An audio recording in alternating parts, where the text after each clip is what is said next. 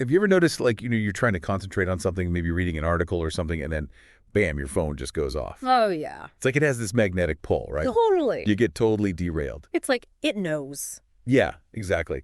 And it makes you wonder, what is it about these, digital things that makes them so hard to ignore? Mm-hmm. Like, what's the secret sauce? Well, that's a fantastic question, and it's exactly what we're going to be diving into today. We're talking about the attention economy. Okay. Not just from like a business perspective, but really getting down into the nitty-gritty of the neuroscience. Like, why do some things online just grab our attention and just won't let go? Yeah. Especially for you, I know you're all about learning quickly, absorbing information efficiently. So really understanding how this all works is it's key to navigating this online world, without feeling like you're constantly being pulled in a million directions. Right, right. I mean, it's like the tables have turned, haven't they? Like, it used to be all about finding information. Yeah. Now it's like, how do we protect our attention? It's true. It's like everyone online is vying for a little piece of our mental real estate. Absolutely.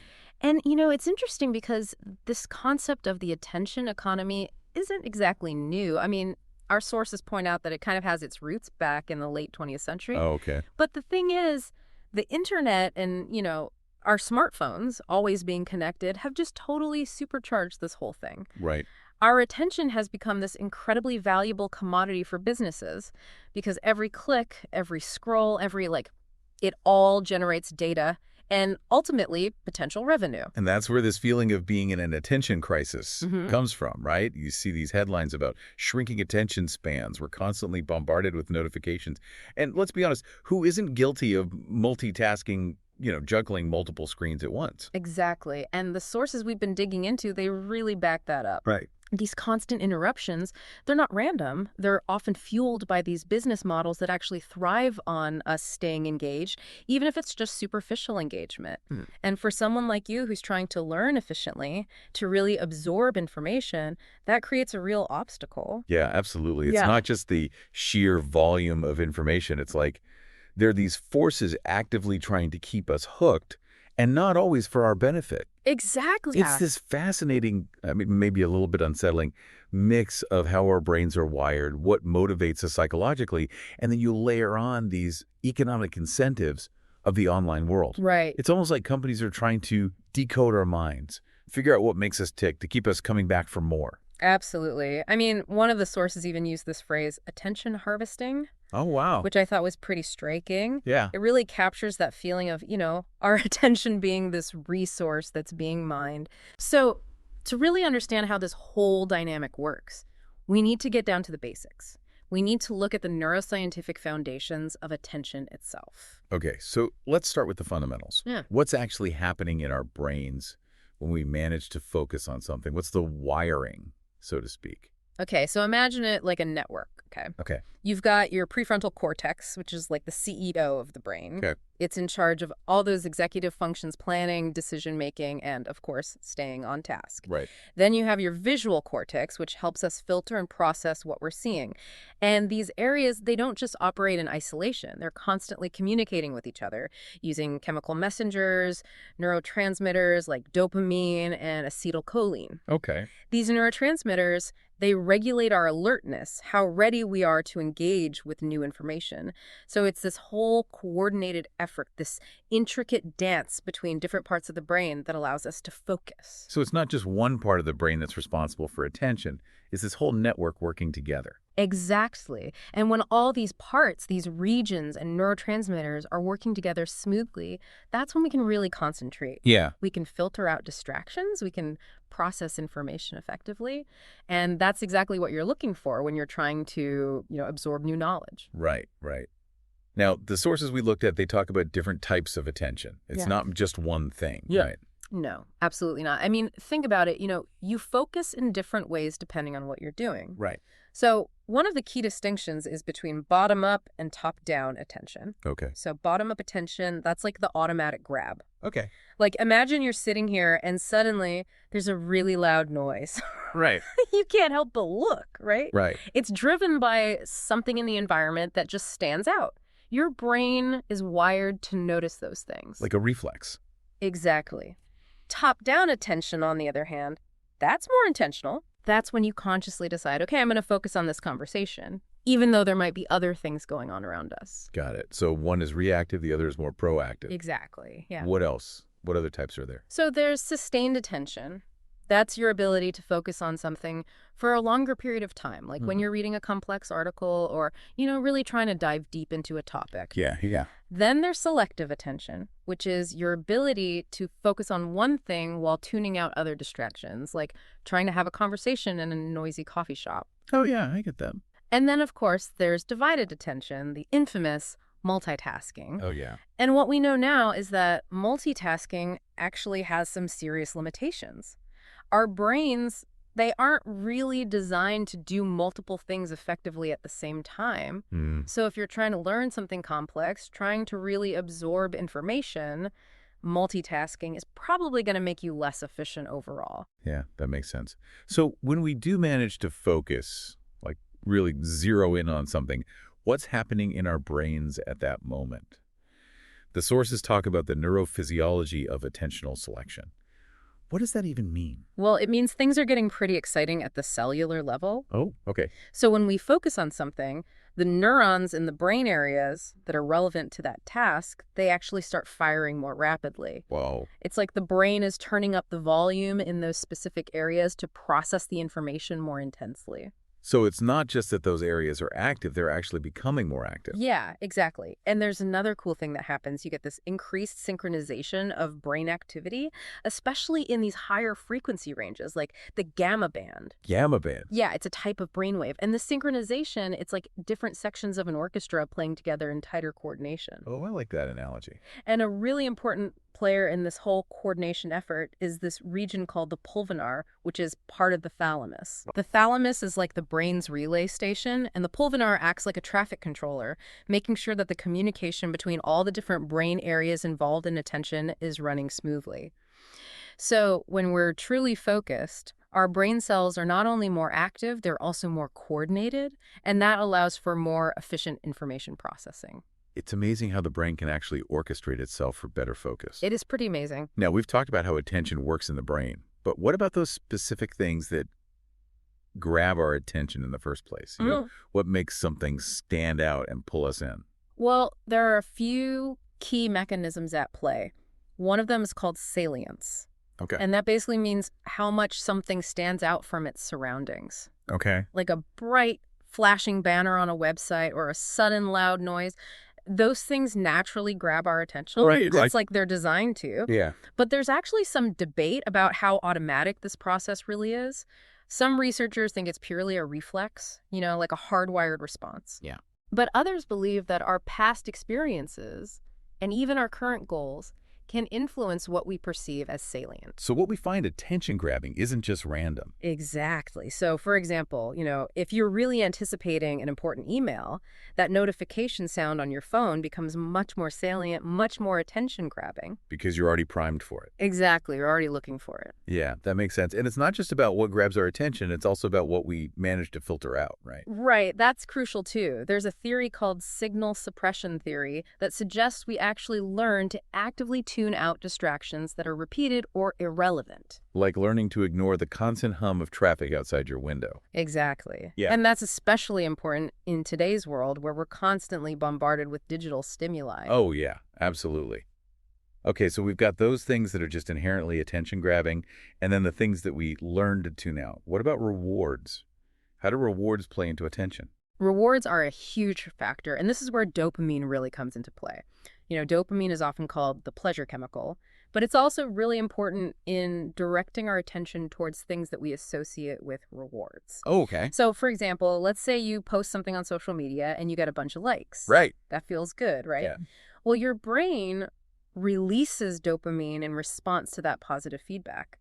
And what happens is, over time, if you repeatedly get that positive response after doing a certain action, your brain learns to prioritize cues that are related to that action. So it's like our brain is anticipating a potential reward. Exactly. It's like, hey, if I do this thing, there's a chance I'll get that good feeling again. Ah, so that's the science behind the power of those little red notification badges on our apps. Exactly. Our brain's reward system has basically been conditioned to expect something positive when we see those cues. It's Yeah. like, ooh, something new, something potentially rewarding. Let's check it out. Right. And then, of course, we can't forget about emotions. Emotions are such a powerful driver of, well, everything, really. How do they influence our attention? They're huge. Emotions act like these powerful filters for our attention. Okay. The amygdala, which is the brain's emotion center, is especially good at flagging things that are significant, whether they're positive or negative. Right. But, fear and anxiety, they tend to have a particularly strong hold on our attention. Because they're warning us about potential danger. Exactly. It's likely an evolutionary mechanism. Back in the day, being hyper aware of threats was crucial for survival. Makes sense. But it's not just negative emotions, right? Hope and excitement can also draw our focus because they signal potential rewards or positive outcomes in the future. So whether it's the fear of missing out or the anticipation of something great, emotions are a key way that our attention gets directed. Exactly. Now let's zoom in on the digital world specifically. Okay. We've talked about how attention works in the brain and what types of things grab our attention in general. Right. But how is digital technology actually designed to optimize these mechanisms? What are the tricks of the trade, so to speak, to keep us glued to our screens? That's a great question. And the answer is it's very intentional. A lot of thought and research goes into designing digital interfaces that tap into these very neurocognitive mechanisms that we've been talking about. Oh, wow. For example, think about bright colors, especially red. That's used for notification badges. Yeah. It's naturally salient, it pops, and it triggers that bottom-up attention. Right. And then you have animations, constant movement on screens, which also grabs our visual focus. Hard not to look, yeah. Right, and then those variable reward schedules, where you don't know exactly when you'll get a reward. Like when you refresh your feed and hope for something new. Exactly, or when you're waiting for a message or an email. That uncertainty keeps us checking back thanks to that dopamine connection. Right, because we're hoping for that little dopamine hit. Exactly. And even the timing of those pop-up messages, those are carefully tested and optimized to maximize clicks. These aren't just random design choices. They're informed by a deep understanding of how our brains respond to stimuli. Wow. It does feel a bit manipulative when you break it down like that. But from a design perspective, I guess it's incredibly effective. Oh, it's very effective. So what's the actual neuroscience behind why these digital distractions, why do they feel so overwhelming? More so than other types of distractions. Well, one of the key things is that our brains are inherently wired to notice novelty. New things. Yeah, new information. It could be important, right? So evolutionarily speaking, we're primed to pay attention to anything new that might be a potential threat or opportunity. Right. It makes sense from a survival perspective. Exactly. But in today's world, where our phones are constantly pinging us with notifications, every single ping triggers this orienting response, this shift in our attention. You're constantly being pulled away from whatever we're trying to focus on. Exactly. And all this task switching, it comes at a cost. Right. It takes mental energy to shift gears every time we get interrupted. So we're using up more energy just trying to keep up. Yes, and it leads to reduced efficiency, more errors, mental fatigue, and some of the research suggests that over time, our brains might actually adapt to this high-flow environment in ways that aren't so beneficial. So we're literally rewiring our brains for distraction. It's possible. It's like our brains are being trained for constant interruption rather than sustained focus. Wow. Okay, so we've talked about these general mechanisms, but can you give us some specific examples of how different platforms use these techniques? Like, what are they actually doing to capture our attention? Sure. I mean, social media platforms are a prime example, right? Oh, yeah. They're masters of endless scrolling and personalized feeds. Right. So you're constantly being presented with new content, potentially interesting content, which leverages both that novelty factor and the potential for social rewards. To keep us scrolling. Exactly. And then you have video platforms that use autoplay, which creates this seamless flow from one video to the next. Oh, yeah. It minimizes any moment where you might actually decide, okay, I'm done watching videos. Right. It just keeps going. It's like, here's another one and another one and another one. Exactly.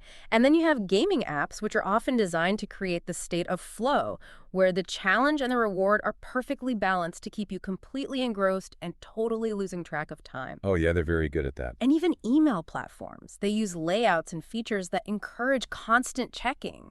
It plays on our fear of missing out on something important. Right, right. Like, what if I miss that crucial email? Exactly. So you see, it's this multifaceted approach, and it's all around us. Yeah, it's a little dizzying to realize just how many different angles these platforms are coming at us from. It is. It is. Okay, so what are the actual consequences of living in this attention economy? What's the real impact on our minds? Well, the impact is actually pretty significant. One of the major areas affected is our attention, our memory, and our learning. Okay. When our focus is constantly being fragmented, our brains have a much harder time properly encoding new information into memory. Right. Deep, sustained attention is really crucial for forming those strong neural connections that allow us to remember things long term. Makes sense. And every time we get interrupted, it disrupts that process, preventing our working memory from consolidating information. So those pings and notifications aren't just annoying, they're actually messing with our ability to learn. Exactly. And the sources we looked at, they even talk about this link between strong attentional focus and something called long-term potentiation. Long-term potentiation. Yeah, it's basically the process of strengthening the connections between neurons, which is essential for forming long-lasting memories. Okay. And what they're finding is that sustained focus actually helps to facilitate that process while distractions interfere with it. So it's like a double whammy. You're not only being pulled away from the information you're trying to learn, but the interruptions themselves are making it harder for your brain to actually store that information. So the impact is both immediate and long-term. Exactly. Okay, that's pretty sobering. Yeah. What about the psychological impact? Yeah. It definitely feels like all this digital distraction is taking a toll on our mental well-being. And you're absolutely right to feel that way. The research backs it up. Okay. This constant demand on our attention, it can really ramp up stress and anxiety levels. And the fear of missing out, FOMO that keeps us glued to our feeds, constantly checking for updates. Right. And that creates this cycle that can really wear us down. Yeah, you feel like you always have to be connected. Exactly. Yeah. And for some people, these patterns can even become, almost compulsive. Oh, wow. Brain imaging studies have shown heightened reward responses in certain areas of the brain when people engage with their devices. Like an addiction. It's similar to the neural pathways that are activated in addiction, yes. And that can make it even harder to focus on other things that are important in our lives. And this isn't just affecting adults, right? No, not at all. What about kids? The sources talk about how children's attention networks are still developing, so constant digital interruption during those formative years can make it harder for them to learn how to focus for longer periods. So it's like they're not getting the opportunity to develop those attention muscles. Exactly. And then on the other end of the spectrum, you have older adults who might already be experiencing some age-related decline in their attentional abilities. Okay. And those frequent distractions can make those difficulties even worse. So this is really an issue that affects everyone across the lifespan. It is. And when you think about entire generations growing up with this level of digital noise, it's hard not to be concerned about the long-term consequences for their thinking, their learning, their ability to interact with each other in a meaningful way. Yeah, that's a big question mark. It is. But the sources do offer some hope. Yeah. Oh, absolutely. What are some of the things we can do, especially from a neuroscience perspective, to train and improve our focus in this environment? Well, the good news is that our brains are incredibly adaptable. Oh, that's good to hear. Yeah, we have this amazing capacity called neuroplasticity, which means our brains can actually change and rewire themselves in response to our experiences. Okay. So one practice that's been shown to be really effective is mindfulness meditation. Okay. It helps to strengthen the brain circuits involved in attention by making us more aware of when our minds wander and improving our ability to bring our focus back to the present moment. So it's like training our mental muscles. Exactly. And then there are cognitive training apps, although the evidence on their effectiveness is still a bit mixed. But neurofeedback is a really promising area. Neurofeedback. Yeah, it involves getting real-time feedback on your brain activity, usually through EEG. Okay. And by learning to monitor and regulate your brain states, you can actually enhance your focus and attention. Wow, so we can actually use technology to improve our attention. Exactly. It's still a bit of a specialized field, but it's a really exciting area of research. Yeah, that's fascinating. So actively working on our minds, strengthening our attention muscles, so to speak, that's one piece of the puzzle. What about our environment? What can we do in our physical surroundings to support better focus? Our environment plays a huge role. One of the most important things is minimizing distractions. Okay.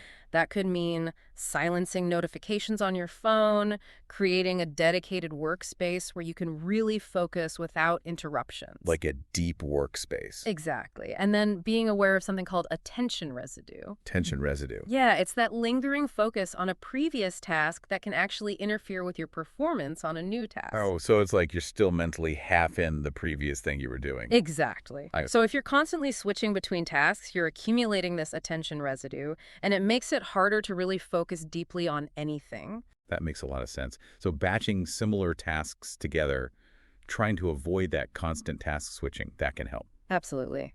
And then there are lifestyle factors that are really important too. Okay, like what? Well, sleep is huge.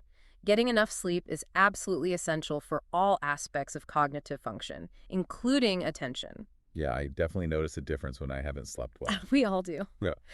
And then dehydration can also impair focus, so staying hydrated is key. Right. A balanced diet provides the necessary fuel for your brain. Okay. Physical exercise is great for improving blood flow and mood, both of which can have a positive impact on attention. And then managing stress, finding techniques that work for you, whether it's yoga, spending time in nature, whatever helps you to de-stress because stress can really interfere with our ability to concentrate. So it sounds like it's really a holistic approach that's needed.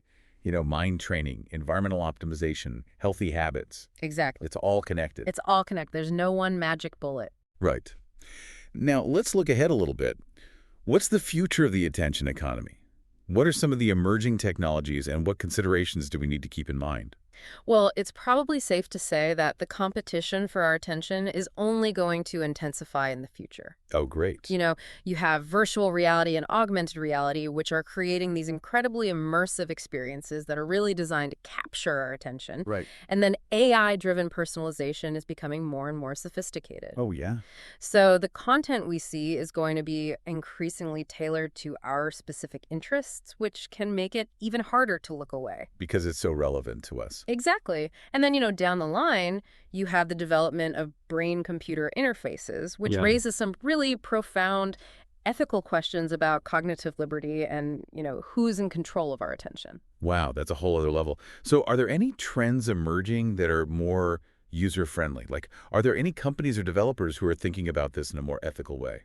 Yes, definitely. There's definitely a growing awareness of these issues, and you're starting to see some movement towards what's being called attention-respectful design. Attention-respectful design. Yeah, it's the idea that technology should be designed to support our attention rather than constantly exploit it. Okay, that sounds promising. So things like focus modes that filter out notifications or time management dashboards that give users more control over how they spend their time online. Okay. It's about empowering users to be more intentional with their attention rather than just constantly reacting to these external cues. Right, putting the user back in control. Exactly. And then there's also a growing movement around healthy technology use, with initiatives promoting things like device-free time, digital detoxing. Yeah. It's all about finding a more balanced relationship with technology. Yeah, that makes sense. So there's definitely hope. Good. Now, before we wrap up, I'm curious, what are some of the ways that scientists are actually studying the attention economy? What kind of research methods are they using to really understand how our attention is being captured and influenced? Well, they're using a whole range of tools. Okay. One of the most powerful is neuroimaging. Okay. So techniques like fMRI, which allow researchers to actually see which areas of the brain are active during different attention tasks. So they can see what's happening in the brain in real time. Well, fMRI doesn't show real-time activity, but it gives a really detailed picture of which brain regions are involved. Okay. And then you have EEG, which measures the electrical activity of the brain using sensors placed on the scalp. Okay. And that's a technique that can actually track brain activity in real time. So you can see how the brain is responding to different stimuli. Exactly. And then there's eye tracking, which records where people are looking and for how long. Right. But that's just one piece of the puzzle, because where we look isn't always a perfect indicator of where our attention is focused. Right. Our eyes might be on one thing, but our mind could be somewhere else entirely. Exactly. So researchers often combine these physiological measures with behavioral tests and questionnaires to get a more complete picture. Okay. They'll give people standardized attention tests, or they'll use experience sampling methods where they ping people throughout the day and ask them about their attentional state at that moment. Oh, interesting. And then, of course, they look at performance metrics like reaction time and accuracy on tasks to get a sense of how well people are able to focus. So it's really this combination of looking at the brain directly and observing people's behavior. Exactly. That makes sense. Okay, so to bring this all together, can you give us some real-world examples, some case studies of how the attention economy is playing out in different areas of our lives? Sure. I mean, social media platforms are probably the most obvious example. Right, because that's where we're spending so much of our time these days. Exactly. And their algorithms are specifically designed to prioritize engaging content. They use A/B testing, constantly tweaking and refining their layouts and features to figure out what keeps people hooked. To maximize that engagement. Exactly. And viral content, the stuff that spreads like wildfire online, that tends to be content that taps into really strong emotions like outrage or amusement or that element of surprise. Right, it has to really grab you. Yeah, and that kind of content thrives in this attention economy environment. Okay, makes sense. What about other examples? Well, educational technologies are another interesting case. Okay. On the one hand, they have the potential to really boost focus and engagement if they're designed well. Right. Interactive elements, structured lessons, those can be really effective. Okay. But on the other hand, if they overuse things like gamification or constant notifications, it can actually backfire and become distracting. Right. So it's all about finding that balance. Yeah. And it's really important to think about age-appropriate design. What works for adults might not be appropriate for kids whose attention spans are still developing. Absolutely. And then, of course, in the workplace, you have the constant barrage of emails, instant messages, project management tools, all vying for our attention. Oh, yeah. It's like a never-ending stream. It is. And that can lead to a lot of stress and decreased productivity. So it's really important to find solutions that respect our cognitive limits, like maybe bundling messages together so we're not constantly getting interrupted, setting clear boundaries around work hours, having more mindful meetings. Right. It's about working smarter, not just harder. Absolutely. Okay, so as we wrap up this deep dive, what are Yeah. the key takeaways you want our listeners to walk away with? Well, I think the main point is that our brains are wired in ways that make us susceptible to distraction, and the digital world is often intentionally designed to capitalize on those vulnerabilities. Right. But the good news is that we're not powerless. We have the capacity to understand these mechanisms and to take steps to protect and strengthen our focus. And what's some actionable advice for someone who wants to be more in control of their attention and learn more?